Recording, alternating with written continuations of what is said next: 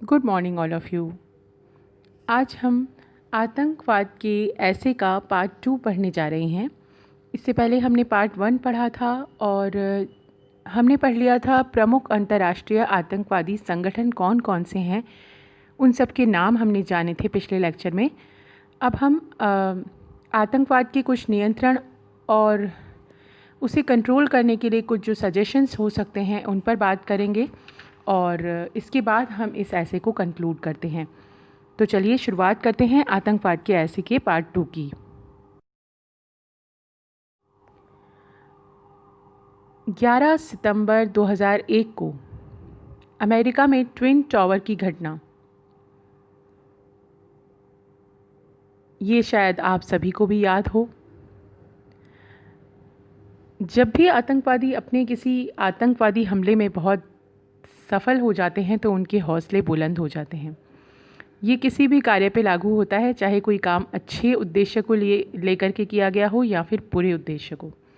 किसी भी कार्य की पूर्णाहुति उस व्यक्ति के हौसले को बहुत बुलंद कर देती है, लेकिन जब ये किसी बुरे कार्य को लेकर के की जाती है तो ये सारे समाज को नुकसान पहुंचाती है।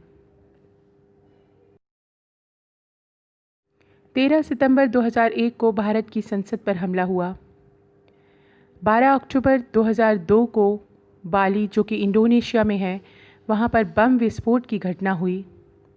16 मई 2003 को मोरक्को में, 27 फरवरी 2004 को फिलीपींस में, 11 मार्च 2004 को स्पेन की राजधानी मैड्रिड में बम विस्फोट और 1 से 3 सितंबर तक रूस में बेसलान की घटनाएं हुईं। 5 जुलाई 2005 को अयोध्या में राम मंदिर पर हमला हुआ। 7 जुलाई 2005 को मिस्र के शर्म अल शेख नाम के पर्यटक स्थल पर बम विस्फोट हुआ। लंदन में ट्यूब ट्रेनों के अंदर बम विस्फोट हुआ और 25 अगस्त सन 2007 को आंध्र प्रदेश में बम विस्फोट की घटना हुई।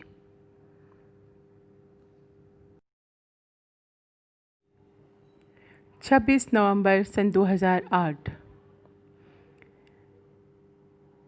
हम शायद इस तारीख को भूले नहीं होंगे, ताज होटल मुंबई में हमला। ये सब उदाहरण जिन्हें हमने अभी पढ़ा, ये इस बात को इंगित करते हैं कि आतंकवादियों की पहुंच कभी भी, कहीं भी, कैसे भी हो सकती है। इन घटनाओं से ये स्पष्ट हो गया है कि आतंकवादियों का लक्ष्य किसी सत्ता तक पहुंचना नहीं है, बल्कि विश्व समाज की शांति व्यवस्था को भंग करके विध्वंस का तांडव करना है।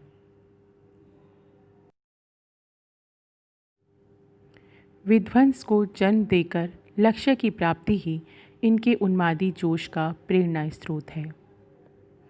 अर्थ ये हुआ कि जब भी आतंकवादी संगठन किसी भी देश में विध्वंस का तांडव करके अपने लक्ष्य को प्राप्त कर लेते हैं, वो लक्ष्य की प्राप्ति का जो उन्माद होता है, वो जो उन्हें अपनी सफलता का एहसास होता है, वो ही उन्हें इतना जोश दिला देता है कि उसके बाद वो आगे से आगे और आतंकवादी घटनाएं करने के लिए प्रेरित होते हैं। लक्ष्य की प्राप्ति के लिए इन्हें इस्लामिक कट्टरपंथ का जामा भी पहना दिया जाता है और इनको संज्ञा क्या दी जाती है? धार्मिक लड़ाकों की, यानी धर्म के नाम को आगे कर दिया जाता है। लड़ रहे हैं लेकिन धर्म के नाम पे लड़ रहे हैं। किसी ने कहा ये घटना तुमने कैसे की? आखिर क्या है तुम्हारे मन में? क्यों इतना विध्वंस करना? क्यों मानवता के ऊपर इतना आतंक फैलाना? तो धर्म, जिहाद, इसे ही जिहाद कहा जाता है।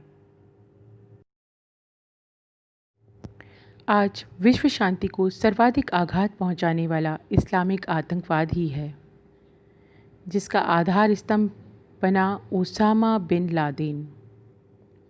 ओसामा बिन लादेन धार्मिक कट्टरपंथियों का नेता बन के बैठा था। वस्तुतः इस्लामिक आतंकवाद का लक्ष्य विश्व स्तर पर अव्यवस्था उत्पन्न करना है। आतंकवाद के विषय पर अगर हम भारत के बारे में बात करें तो हमें जानेंगे कि स्वतंत्रता की प्राप्ति के बाद से ही हमारा देश आतंकवाद से संघर्ष कर रहा है। एक रिपोर्ट के अनुसार इराक के बाद सर्वाधिक आतंकवाद की घटनाएं भारत में ही हुई हैं। भारत ने इन आतंकवादियों के इरादों को सदैव ही नाकाम किया है और बिना डरे तटस्थतापूर्वक इस समस्या से भारत लड़ रहा है।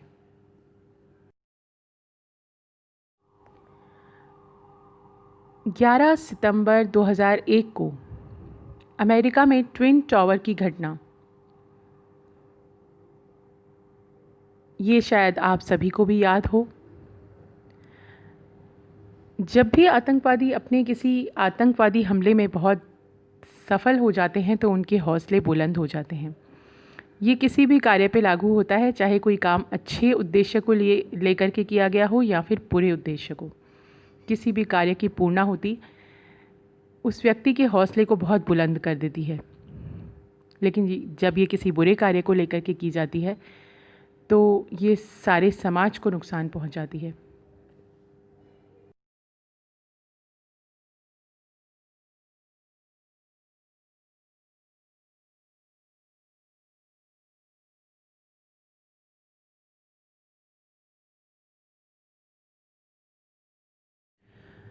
लश्कर-ए तैयबा ने पूरे विश्व में आतंक का जाल फैला रखा है। पाक स्वयं 37 संगठनों का प्रशिक्षण स्थल बनकर स्वयं को आतंकवाद की समस्या का विरोधी बता रहा है। वहीं से आतंकवादियों की प्रशिक्षित खेप तैयार होती है, जिन्हें कहीं भी आतंक फैलाने के लिए खुला छोड़ दिया जाता है।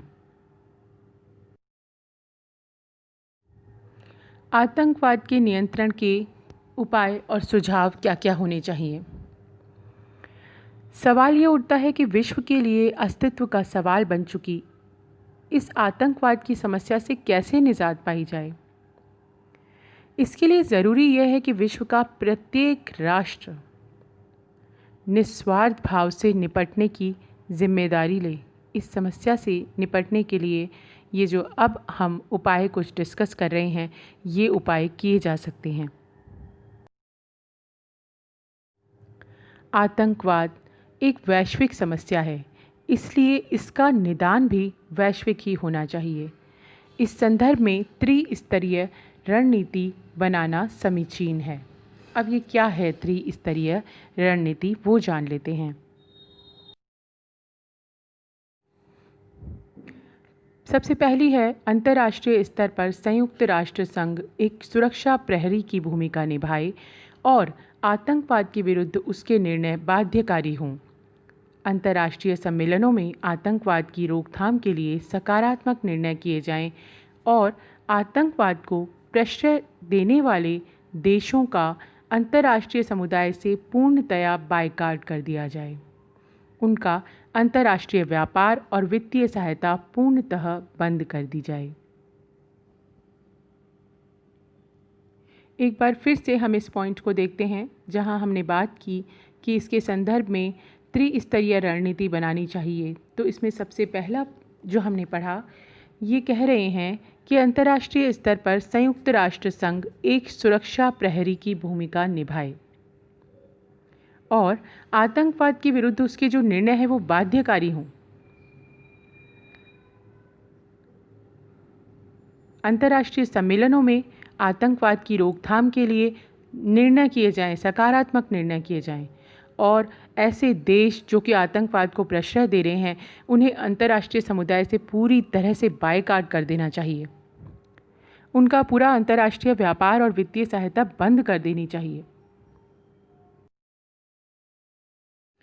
दूसरा है, राष्ट्रीय स्तर पर प्रत्येक राष्ट्र यह प्रतिज्ञा करे कि वह आतंकवाद से लड़ने के लिए कटिबद्ध है और अपने निजी स्वार्थ की पूर्ति के लिए न तो वह आतंकवाद को बढ़ावा देगा, न ही अपने देश की ज़मीन को आतंकवाद का आश्रय स्थल बनने देगा। और अगर कोई देश जानबूझकर ऐसा करता है तो उसके विरुद्ध अंतर्राष्ट्रीय मोर्चाबंदी की जानी चाहिए। अब देखते हैं त्रिस्तरीय जो हमने रणनीति देखी उसका तीसरा स्तर क्या है। पहले हमने बात की अंतर्राष्ट्रीय स्तर पर, फिर हमने बात की राष्ट्रीय स्तर पर। अब हम बात कर रहे हैं व्यक्ति की भूमिका के बारे में। तीसरे स्तर पर व्यक्ति की भूमिका सबसे अहम है। आतंकवाद से लड़ने में जब तक व्यक्ति स्वयं शामिल नहीं होगा, इसका समाधान संभव नहीं है। इसलिए हर व्यक्ति का यह उत्तरदायित्व है कि वह अपने आसपास की संदिग्ध गतिविधियों पर नज़र रखे।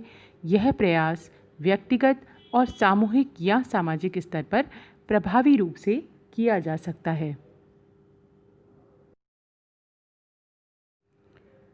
भारत के संदर्भ में आतंकवाद पर अमेरिका की कंट्री रिपोर्ट 2007 में भारत को सर्वाधिक आतंक प्रभावित देशों में शुमार किया गया है।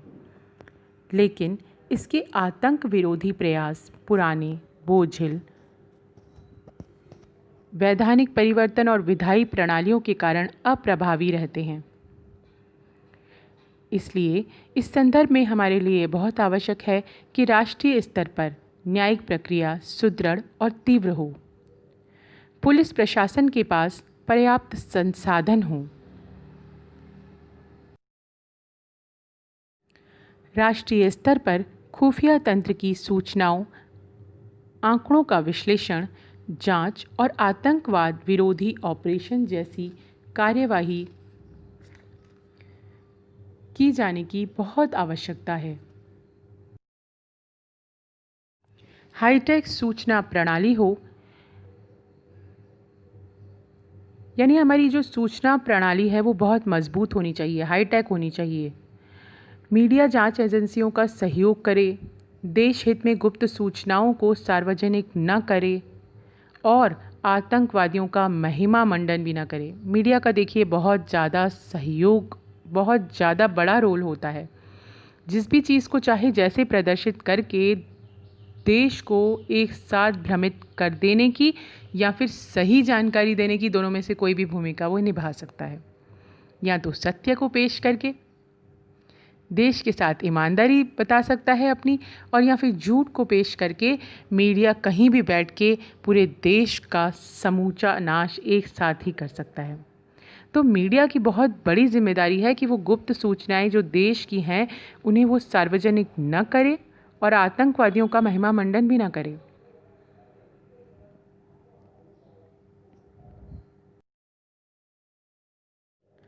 तटीय सुरक्षा को मजबूत किया जाए।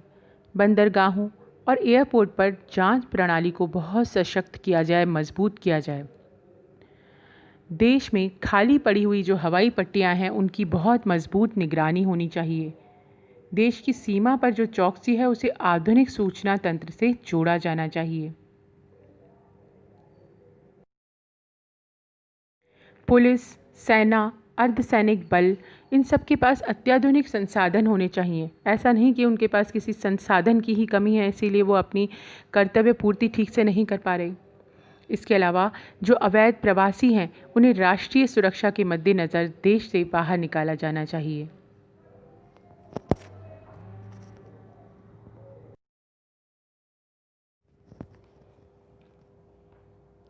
जनप्रतिनिधि वोट बैंक की बजाय राष्ट्रीय हित को अधिक महत्व दें। गृह मंत्रालय को अधिक जिम्मेदार बनाया जाए। आतंकवाद पर राष्ट्रीय डाटाबेस तैयार किया जाए। 26 नवंबर सन 2008। हम शायद इस तारीख को भूले नहीं होंगे। ताज होटल मुंबई में हमला। ये सब उदाहरण जिन्हें हमने अभी पढ़ा, ये इस बात को इंगित करते हैं कि आतंकवादियों की पहुंच कभी भी, कहीं भी, कैसे भी NIA की संपूर्ण सफलता तभी संभव है जबकि केंद्र और राज्यों के मध्य बेहतर समन्वय हो और प्रबल राजनीतिक इच्छा शक्ति हो।